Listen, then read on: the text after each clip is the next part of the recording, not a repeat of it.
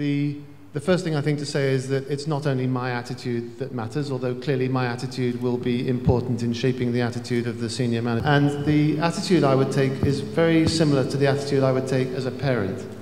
So if one of my children, who are all similar ages to you, slightly older, was in trouble for doing something like an act of civil disobedience, I would want to understand exactly what happened. I would want to know whether or not they had been falsely accused. If I felt they had been falsely accused, I would fight to defend that. In terms of whether or not the university would levy punishments on students in those circumstances, I think it does depend on the circumstances. I think if people throw fire extinguishers into crowds, in the example I gave, I think that's irresponsible. And I think the university would be justified in taking a very dim view of that. For lesser things which are not as irresponsible as that, I think it's difficult to generalize. The distribution of punishments is obviously a matter for the legal justice system, not for the university.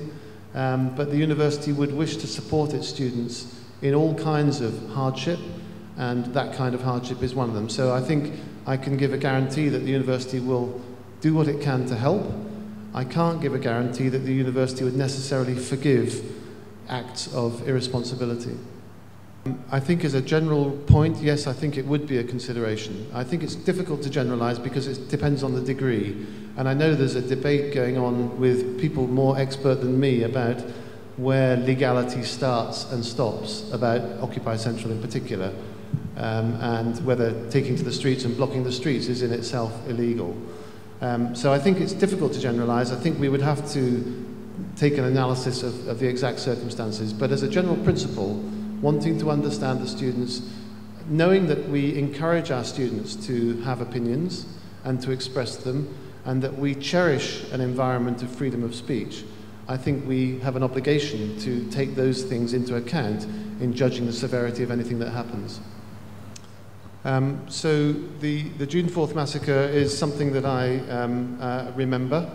I lived through it in an interesting way because I was a student in Cambridge at the time, and one of my fellow PhD students was from Beijing, and her husband was at the time studying in Beijing.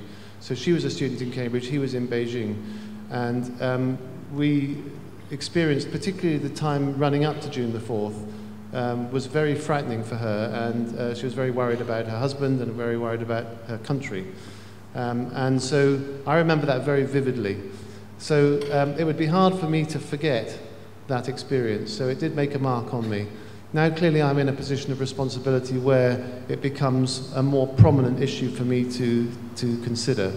Again, I think I would say what my attitude is, that it is a fact that is important to the student body, it's important to other people in Hong Kong as well, and if people want to commemorate the June 4th in some way, I think that's their privilege. I think the specific issue about what I would say to any visiting official from mainland China, I think is impossible for me to anticipate. I think it would depend on what questions I was asked and how the discussion was going.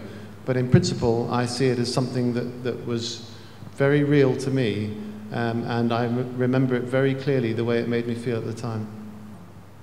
Well, of course, I have to say yes, otherwise I wouldn't be here.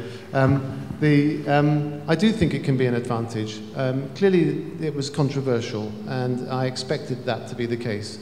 But I think the idea that I come with no baggage and no political affiliations can be an advantage. So I can do whatever I consider is best for the interests of the University of Hong Kong.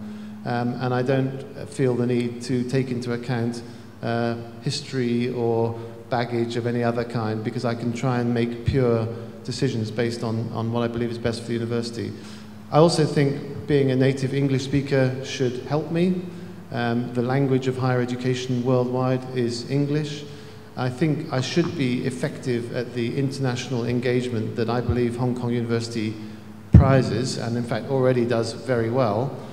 So the aspect of the role that I think I should perhaps be strongest at is the internationalization. Now, by internationalization, I know there's a big debate about whether that includes mainland China or not. in my view, internationalization absolutely does include mainland China, and I think we would be very unwise to think otherwise. I don't see engagement with mainland China or engagement with the rest of the world as being mutually exclusive. I think they're one and the same phenomenon.